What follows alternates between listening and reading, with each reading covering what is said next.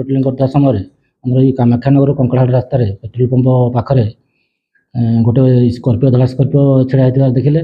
तेणु सस्पेक्ट कर तनखी कर देखिले से बारहंस आ गोटे गोधी मृत गोधी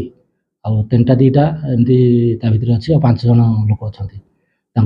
पचारू से घर हूँ पुरजुड़ा आम केन्दुझर जिलार पुरजुड़ा एरिया से जाइना आम ढेंकानाल गुड़िया घाटणी पाखे से गतकाली शिकार कर मांस रांधि खाई नहीं गाँव को जाऊे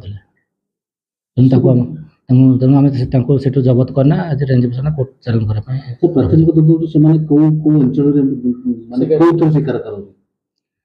सी तो कहवा अनुसार से बाड़ेना मारी प्लस कुकुर भी यूज कर तेंटा भी यूज कर शिकार कर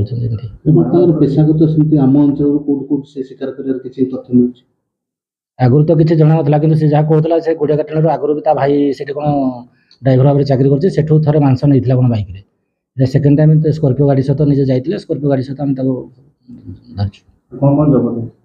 धरचु बारह मांस आनुमानिक 10 किलो हो गोटे आमर गोधी गोटे गोटे तेंटा 2टा स्कर्पिओ गाड़ी गोटे।